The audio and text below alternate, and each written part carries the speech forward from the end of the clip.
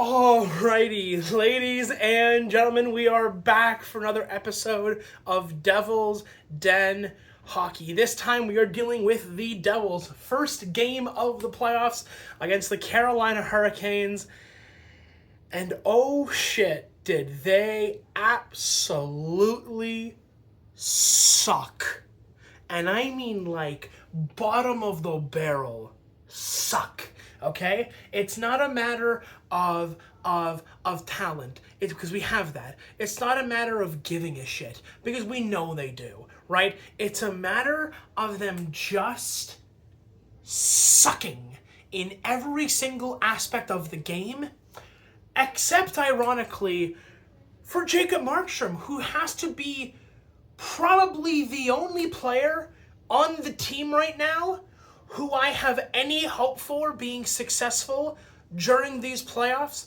And I understand that there's a little thing about keeping the faith. And it's not that I don't think the Devils won't succeed. It's not that I don't think the Devils have the capability to win, because I do. But if we're going to watch yesterday's game, and we're going to watch the Devils in every single aspect except for goaltending shit the bed in its entirety, I don't know if we're watching the same game.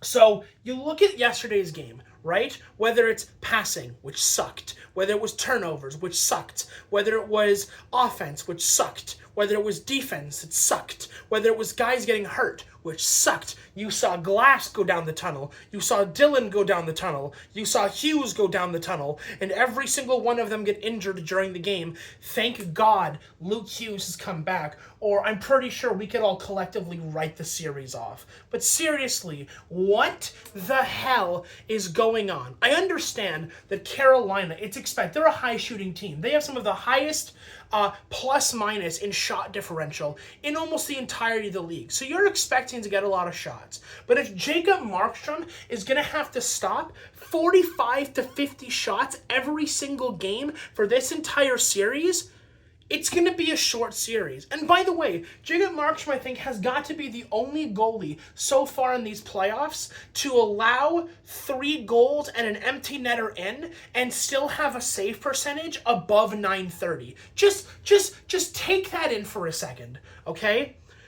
Jacob Markstrom faced 45 shots on net.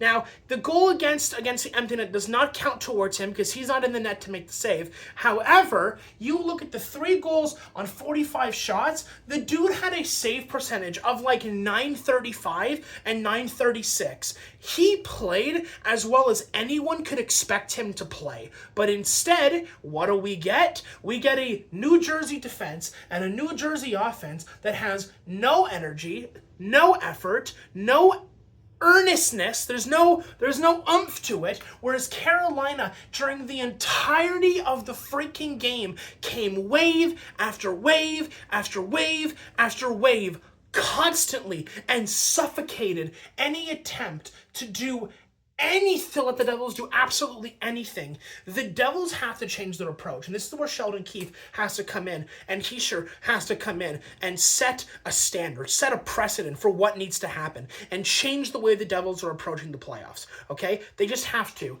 This one man on the rush, speeding through the offensive zone, is not going to work against Carolina. Because you know what's going to happen? You're going to have Bratt or Meyer or Hischier try to speed their way through the offensive zone with the speed and the power we know they have, and you're going to see every single Carolina Hurricane swarm them until they give up the puck, okay? And every single time they swarm them, they're going to hit them. You can watch yesterday's game, how hard Carolina came out when it came time to hit. You were seeing Devils guys going flying, even against guys that are traditionally tough guys on our team. I'm talking about guys like Pesci. I'm talking about guys like Dylan, who were getting ragdolled at every single opportunity. And I don't even want to know what the bottom 6 did. Like, what are we doing right now? Actually, like, Mercer, what the are you doing right now? You had a couple of good moments, but like, overall, you sucked ass. The bottom 6 is basically non-existent. The top 6, except for a couple of people, was non-existent. I thought the Timo didn't have like a terrible game.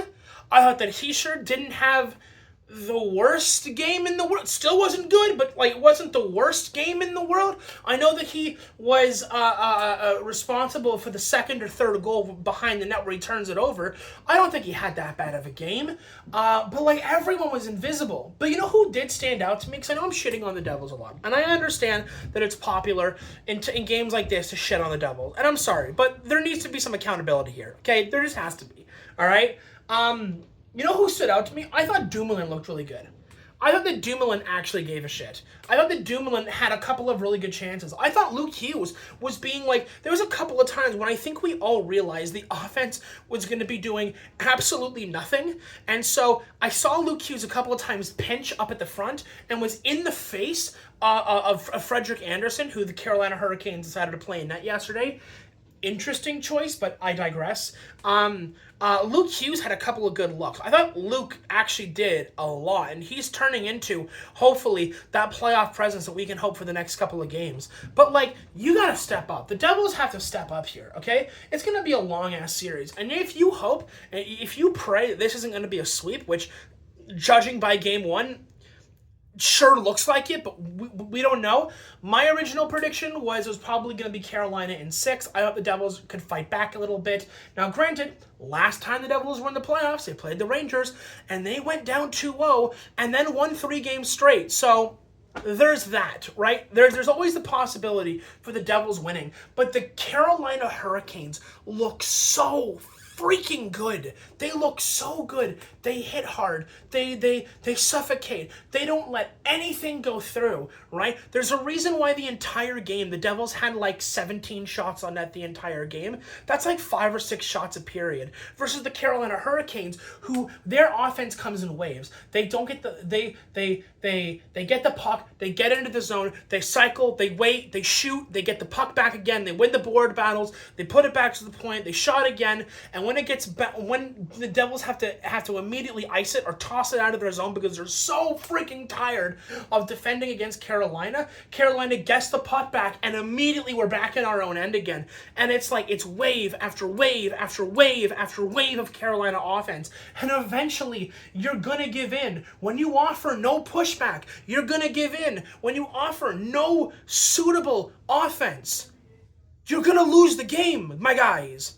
And don't get me wrong, I understand the Carolina Hurricanes goaltenders have not had a great year. They haven't had a good year or two, okay? They just haven't. But that's still Frederik freaking Andersen, who has the capability of playing like a Vezina goaltender. I don't know if you guys watched him, but like when he used to play with the Leafs, he was in conversations for the Vezina. He was that good. And if you see Frederik Andersen return to Vezina form during these playoffs, we are so fucked. Like, it's not even fair how good Carolina is as a unit, right? It's not like you have a star player here, a star player there. Like New Jersey, we have like 4 or 5 really high quality stars, but then like the rest of our team either doesn't step up, doesn't contribute, or doesn't come through for us, right? You've got Markstrom, you've got Allen, you've got Hischier, you've got Hughes, you've got Meyer, and you've got Brett.